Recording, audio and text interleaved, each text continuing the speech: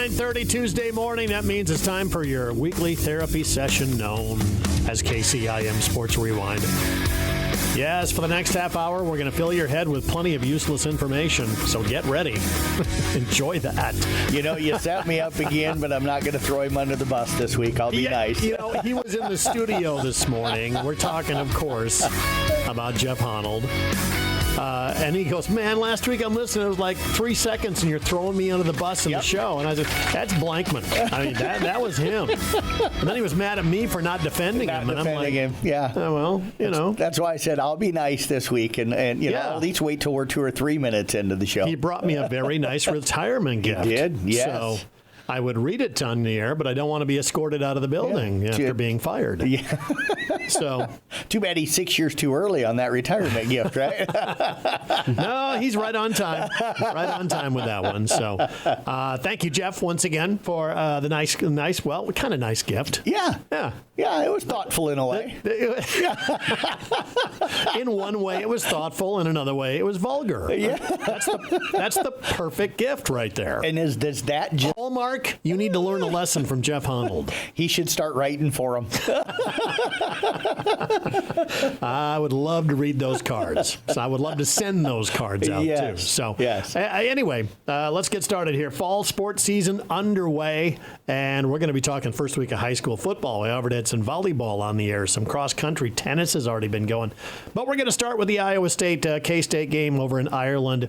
You know, it was not a great game for Iowa State, right? But to get that win was absolutely huge. Yeah, it sounds like first half for both teams a little sloppy. The weather and the field conditions sounds like weren't great. Plus, it's game one. You have all that travel. You know, people forget you flew probably 16 hours or something like that. Mm-hmm. You're in a different country, but it sounds like the second half settled in and was one heck of a good football game. Yeah, there was some crazy turnovers in that first half. Punt that were mishandled, and and just everything kind of went wrong for the team. Second half settled down and played pretty well. But I tell you what, I really got to appreciate Matt Campbell's call. 4th down and 3rd with about 2.5 minutes to go at the K-State 16. You can kick the field goal, go up by 6, but instead he decides not to. Mason, you agree with that, or is...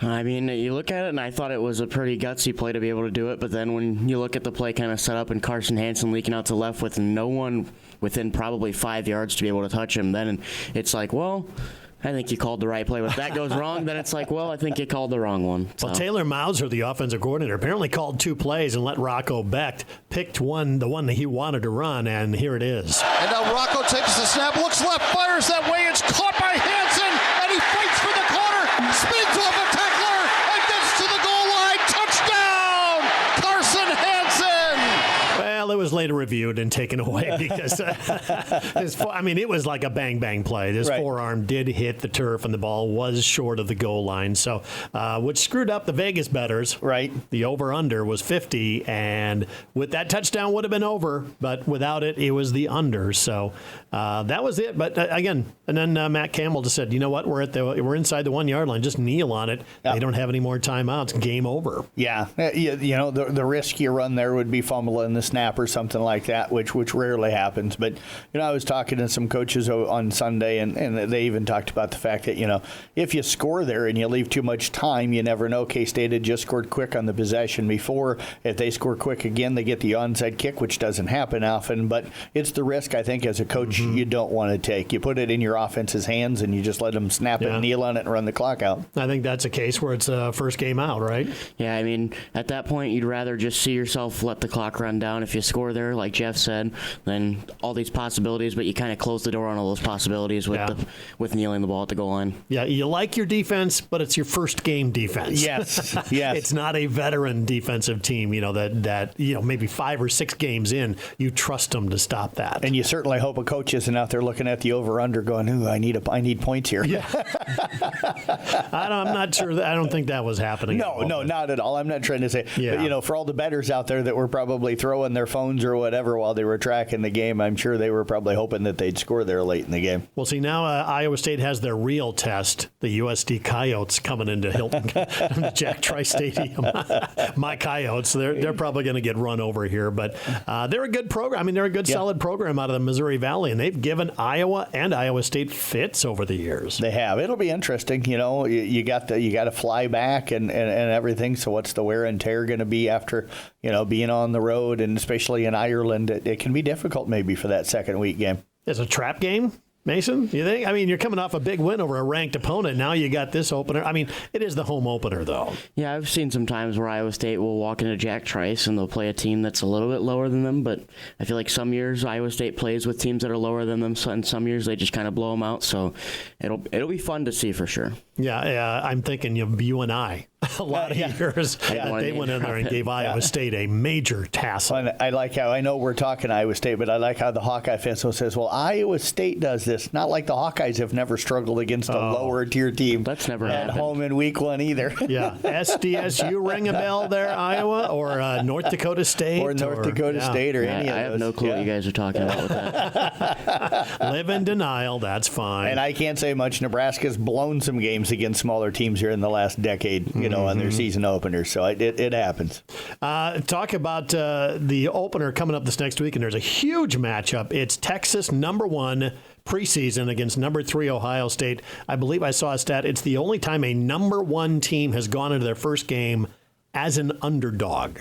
Wow, because they're playing at Ohio State. Right, I did not realize that. What will Ohio State be like after winning the national title last year? New quarterback. Well, it's not like they're a slouch. They're #3 in the country. Yep, absolutely. But preseason rankings to me always don't mean a whole lot. How many times have we seen teams start the year in the top 5 and finish the year not even ranked? Yeah. But Ohio State's not going to be one of those, and neither than Texas. But I love matchups like this. I wish everybody played games like this early in the season. I missed the days of, you would challenge yourself with 2 or 3 tough non-conference games. Nowadays, it's all about getting the wins, and scheduling is light of a schedule in a way and one challenge. So it's nice to see some of these teams scheduling big boys, early on. So.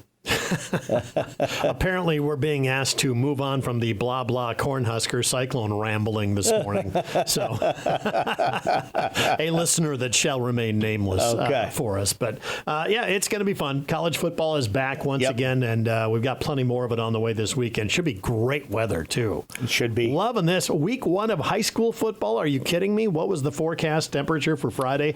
Upper 70s, and maybe Friday night 79. Low around 56. Yeah. I don't ever remember any Friday being that good for week 1. No, I don't either. The only thing I'll say, and this is just me being kind of soft with weather, the 80, the 76, I'll be fine. But when that sun goes down, that 56 is going to be cool by the time the game gets over. You might go from wearing shorts and T-shirt to having a hoodie on by the time the game's over. Yeah, it's going to feel like mid to late season. Yeah, I'm not ready for that yet.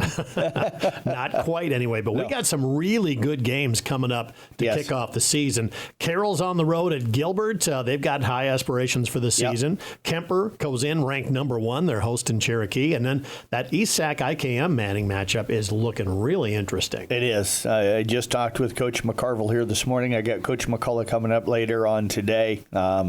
The last 8 matchups have been decided by pretty much 14 points or less, most of those by, 7 points or less, so that's been a really good game.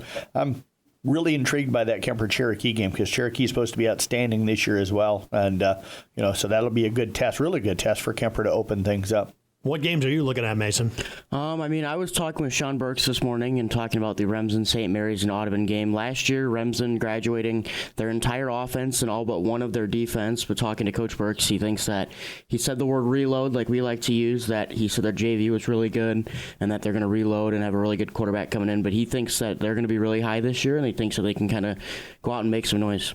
I think our Weevabuyer Valley also could be a really interesting game. The last couple of years, they've kind of battled for a playoff spot, in the same district. Now they're meeting in a non-district matchup early on, and I think that it could still be an awfully entertaining football game. Yeah, our Weave is an interesting team. I mean, they've been kind of on that bubble a little bit the last couple of years, but definitely with the expectations this year. Yeah, made a nice run last year late and got into the postseason and picked up a nice win down at Fremont Mills, almost won down at Lennox. Athletics.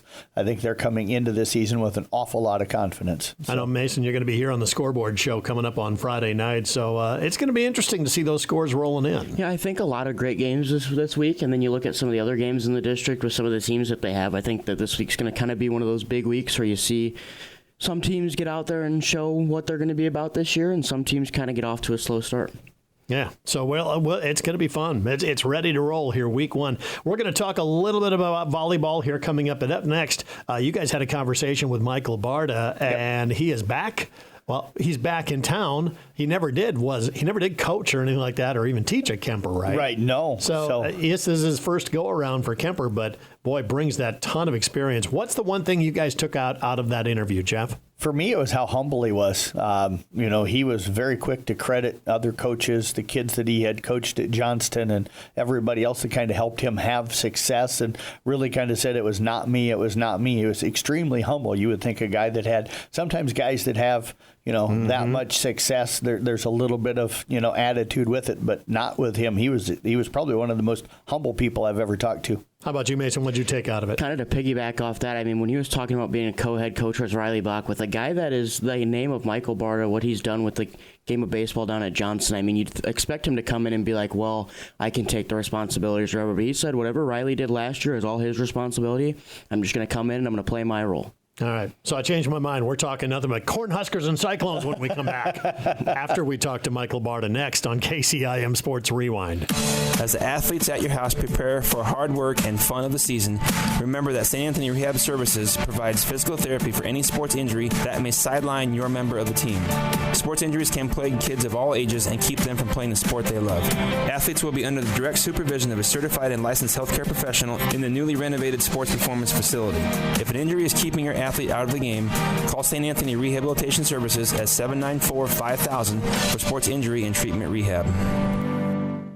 Back here on KCIM Sports Rewind on this Tuesday morning, we are joined now in studio by an extremely special guest, Michael Barta, former Kemper grad, longtime baseball coach down at Johnston, coming back home to Carroll and to coach over and teach at Kemper. So, Michael, appreciate you joining us, and can I say welcome back? Yeah, thanks for having me. It is so good to be back in God's country.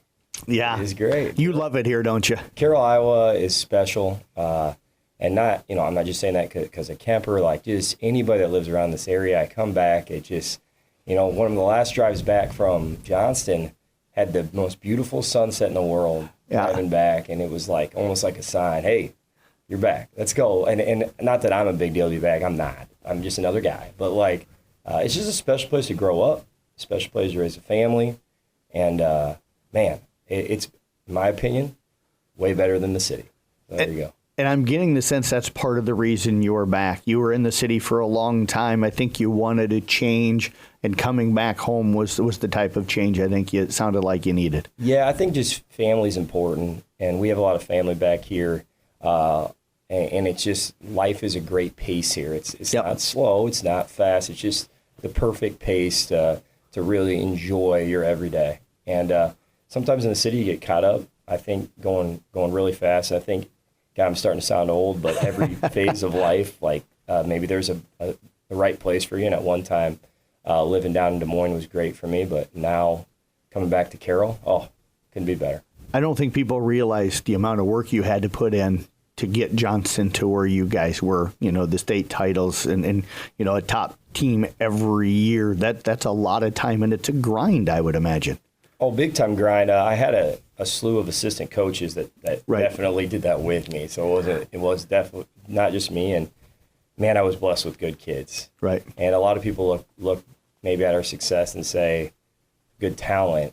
Yeah, we had talent, no doubt. But good kids. And so I was able to take good kids that wanted to work, and we did. We grinded, and it was a lot of work, but it was a lot of fun. God. Good experiences in my life, but I'm definitely ready to move to a new challenge and raise my family in Carroll, Iowa, at Kemper Catholic, no doubt. Was it a tough choice, or how much thought process went into the decision to leave what you had built there and come home? Yeah, I think it's always been on the table for our family. Right. We've thought about it a couple other times. The timing the timing was right. We've had a couple losses in our life. Maybe don't need to talk about this on the radio, right. but I lost my daughter. It's very hard on my wife and I a couple of years ago. And then my wife lost her dad and her mom right after that. And so I think the loss gave us maybe a little push to let's change something up. Right. And I have a lot of family in Carroll, so being able to be close to a bunch of family, get a little more support, I think it's going to be the perfect fit. What were some of the early conversations like with the folks at Kemper when the jobs became open that you're going to be filling about you wanting to come back and expressing your interest? Because I'm sure they probably had to be fairly excited to get you back into the fold. Well, I think where I'm lucky with the Kemper jobs is I have family that work at Kemper. My sister just started working there. She was a pharmacist in town for a number of years, and she wanted to go into teaching and be with kids. And so she started there. My mom obviously was I always say my mom's kind of like a Hall of Fame teacher. Right. So she was in Kemper forever. My Uncle John is the president at Kemper, and he does just a phenomenal job. And so I have family all over the place. Yep. I've had cousins teach there, aunts teach there. So I am lucky to be able to have a little bit of a foot in the door, and they're trusting me to try to do my best in the classroom for them, and also as a coach. And you talk about kind of those cousins there and some of the family as well. One of those cousins that we talked about a little bit, Riley Bach. What's the kind of conversations been like with him ever since coming back?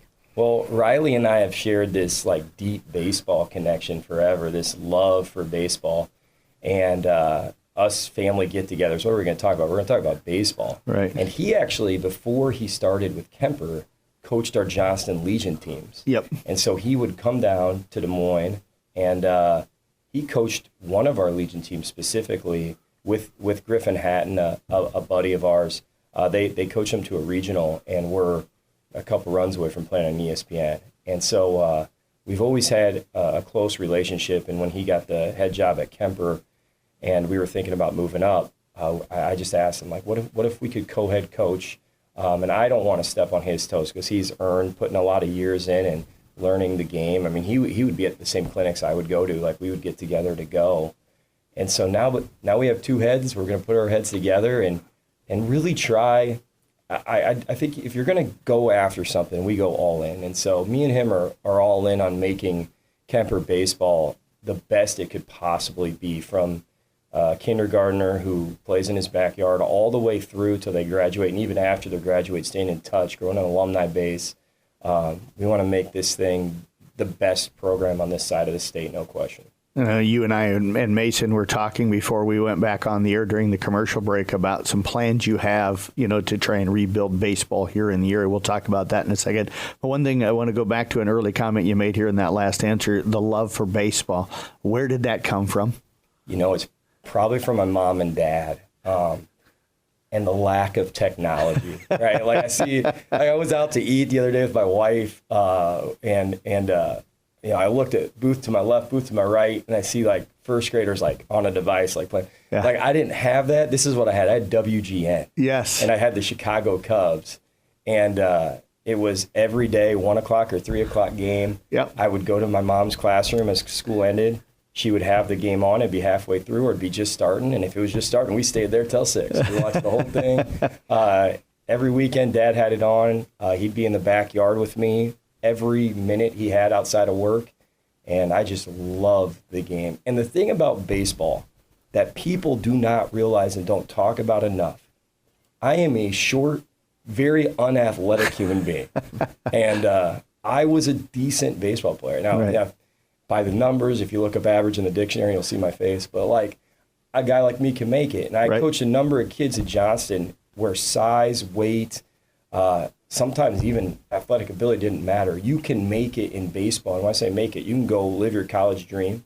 You can play after that with all types of different builds and different athletic abilities. And so baseball is an open door to kids being as successful as they want to be. And I got to kind of live that. By falling in love with it. And so I think because of that, till the day I die, baseball will be on my mind. How do you convince a kid? You always hear everybody say you failed about 70% of the time at the plate. If you're a 300 hitter, you're a pretty good hitter. How do you convince a young kid that you're going to get out 7 times out of 10, but that still makes you a good ball player? You can't let them be soft. I'll tell you that. Like, we gotta make some tough kids. Yeah. The high school level is what I know best. Yep. And so the way I answer that question is, well, practice better mimic that environment. Right. And so you better have a practice that's going to challenge them. Yep. Because if you don't, they're going to get in the game and expect success all the time. That's not realistic in our game. So let's talk about what you want to do with the youth programs and the plans you got. I don't know how in-depth you want to go because you're just still probably working on some of those, but you can sense the love of the game and the direction you're wanting this whole area to kind of go. Well, yeah, I think Riley Bach, who I'm co-head coaching with, is going to help me a lot with that. We just had one of our first meetings the other day, and I would expect us to meet way too often. But I also had the opportunity last night. We had our Kemper kind of celebration night to kick off the year, which was, an awesome event, especially for my kids. And I got the opportunity to talk to some parents, and what I need to do now is get a really good feel for how can I come in and help, like whether it's youth baseball or even the high school program, and just be a service to people in the best way possible. But I did talk to Riley. We've already had a couple good conversations about, what are some options we can do to help youth coach. I know one thing we want to do as soon as that calendar flips to 2026, we want to get our baseball staff together at Kemper and possibly with some outside people and run a big youth coaches clinic or parents clinic where you could come and hear some of the newest ways we're teaching things. And we'll be researched. Believe me, whatever we teach, we'll make sure is on par with what's going on in the baseball community and try to present some really good information that could relate to all levels. And I think it starts with parents and youth coaches, and then we can build from there. And obviously, in the end, as a coach, I'll probably try to get to some youth practices and work them out. You're going to be co-head coaching with your cousin and Riley. You guys almost seem more like friends than cousins. What's that like to get to work with somebody that I think you have such a great bond with? And we both play baseball at BV. Yes. We're BV Beavers. We played for Coach Edie up there, Coach Sanka. And so, we've always shared the love. We've always shared different experiences. We try to go to the same clinics. Anytime I'm at a clinic, I'm going to invite Riley and vice versa. Right. And so it's led to a lot of really good conversations, and those will probably get deeper and deeper as now I'm in town. Yeah. And so I'm looking forward to it. And from what I hear, our staff is a great staff as well. So those baseball conversations are going to make my day. That's what I eat, sleep, and breathe, man. I got to be able to have those. Otherwise, I don't know how I survive. So, it's going to be great. What are you all going to be teaching, and what's going to be the role at Kemper? So I'm going to teach business education. Different sorts of business classes like marketing, intro to business. But then as of now, only just coaching baseball. And that's probably a good start for me. Again, I would, faith, family first. Right. And so I hope in the fall here I get a lot of time to spend with my family and help even my kids be okay with the change in their life. But baseball will come around that corner, especially when the calendar flips, and it's going to be awesome. You mentioned family. Marty, your uncle, I consider him a good friend. I don't get to talk to him much because, he never seems to sit and stop anywhere. But he's an excellent basketball player. Do you ever get out on the court with him and give me some secrets of what I can do so the next time I can hang with him? A lot of uncles, a lot of cousins. Yeah. What I'll say to that is we've always played family basketball games, and it started – I remember them from when I came out of the womb. Yeah. And they were always chippy and intense. And they wouldn't let me play till I was in like 8th grade. I would literally go for every holiday, every time I was in Carroll, and I'd stand on the side of the court for 3 hours. Maybe I know, nope, you're too young. You're too young. Yeah. And but then I earned my keep. I got in, and I caught a bunch of elbows. And I grew up real fast. And I think, from what I hear once in a while, Marty, John, and those guys still get out there and still play. I need to get back involved. man, I haven't played in a while. I'm sure they'd kick my butt at age 60 or however old they are now. Yeah, I played with them probably 15 years ago. We'd get together on Sundays and do a little running up and down the court, and never knew, until I started playing with them, that 35-foot jumper that they'd have, it was hard to defend. It's like automatic. It is. It's like, I swear they go home and practice at night. I don't understand. Yeah, and then they have one brain because they're always thinking the same thing. They'd cut one place and throw the ball before they'd even cut, and it was tough, but it was a lot of fun. Oh yeah, and they let you know when you're not moving, picking, screening. They'll let you know. So it's had a great family to grow up in. I tell you what, but same time, got my share of elbows, share of bruises. Jeez, man, they still give it to me.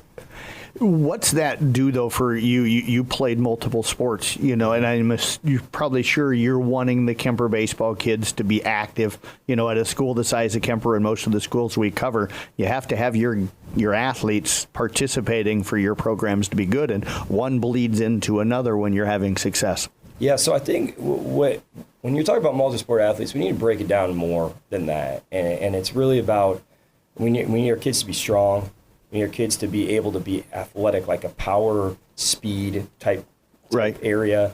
And then you need your kids to be skilled. Well, okay, let's talk about the fall. If all my baseball players are out for football, there's no workout that I can cook up in the weight room or on a field to mimic the athleticism that they have to use in a football practice. Right. So, they're growing as an athlete in that football practice every day. They're running, jumping, cutting. They're lifting with Coach Steinkamp, who is the man. I got to go to his football practice. It was a show. He's really good. Yeah, they absolutely. Got a great staff.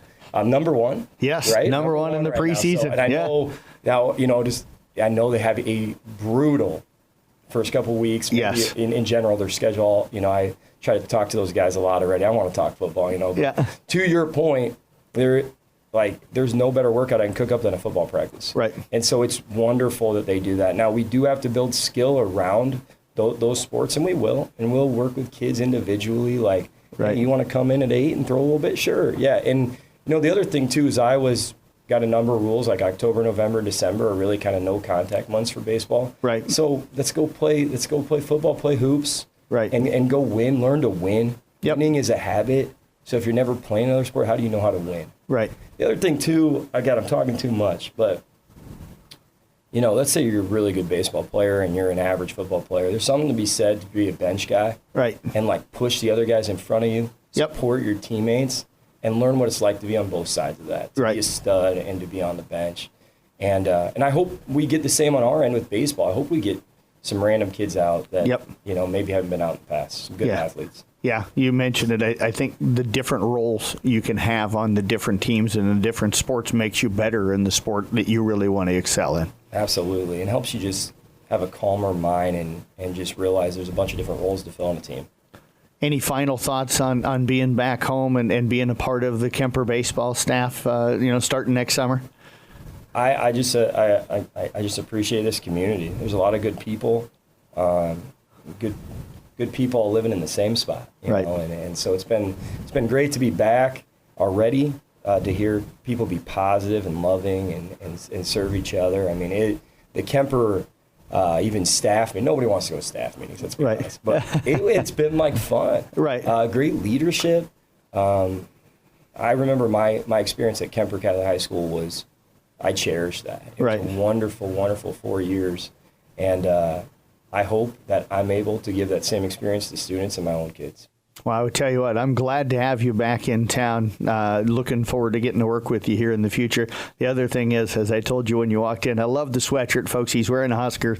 We can't have enough Husker fans in Carroll. Absolutely. So welcome back, man. I appreciate you joining us here today and looking forward to catching up with you on a regular basis. Guys, thank you so much. You bet. Michael Barta joining us here. We'll be back to wrap up KCIM Sports Rewind coming up next right here on KCIM. It's the Market on 30 Sack of the Game, announced every Tuesday morning between 9:30 and 10 on KCIM Sports Rewind. Sports Director Jeff Blankman will announce the high school football Sack of the Game, and you can take home a sack of free groceries from the Market on 30 when you register in store. All right, we got to wrap this up quick. We got 25 seconds to go here. So We're going over. let's see if we can do this. You want the trivia question of the week? Whatever you want to do. This one's just for Blankman because I feel like, Mason, you already know this one. Hawks have the vaunted University of Albany coming in week one. What's their mascot? I honestly don't know. Is it the Kangaroos or something like that? Nope, No. not the Kangaroos. Yeah, I know they're in New York. I'll give you one more guess. All right, I'm going to say the Catamounts, but I know that's Vermont. Yeah, that's Vermont. All right, tell us what it is. I have no clue either. You have no clue either? I know something both of you don't know because I just looked it up 5 minutes ago. I knew they played Division I basketball because they push for the NCAA tournament every now and then. I didn't know that they played Division I in football. They're the Albany Great Danes. The Great Danes. The Great Danes. I'd have never guessed that. Yeah. So you're heading down Thursday night. Yep. Nebraska going to open up their season at Arrowhead Stadium, taking on Cincy. What do you feel about that one? Nervous as all get out. There's been some national hype for the Huskers this year, but until I see it out on the field, we haven't been very good for a while. So until I see it on the field, but hopeful and excited, excited to get down and watch them play. All right. So quick picks here at the end of the program here. Some really good games, top 10 matchups in college football. Let's get your predictions here. Texas at Ohio State. What do you think? Texas. Ohio State. I would take Ohio State on that one. Number 6, Notre Dame at number 10, Miami. Notre Dame. Notre Dame here too. LSU, number 9 at Clemson, number 4. I'm going to go Clemson. I think they're going to be good this year. I'm going to go Clemson, too. Yep, I just don't like Brian Kelly and LSU first came out of the chute. So the only one we disagree on is the Texas-Ohio State one. Right. So there you go. Those are some great matchups. And by the way, just got a comment, great interview from you two guys with Michael Barta. It was great. I mean, very open guy. Yes. Very fun to interview. Yes. Wore his Nebraska red to the interview, you said. Yeah, he actually had a Nebraska Mason shaking hoodie his head. on. Yeah, so it was a lot of fun. Yeah. Looking forward to getting to work with him. I am. Yeah, absolutely. So catch a podcast of this episode of Rewind available here on the website and the mobile app coming up here in just a couple of moments.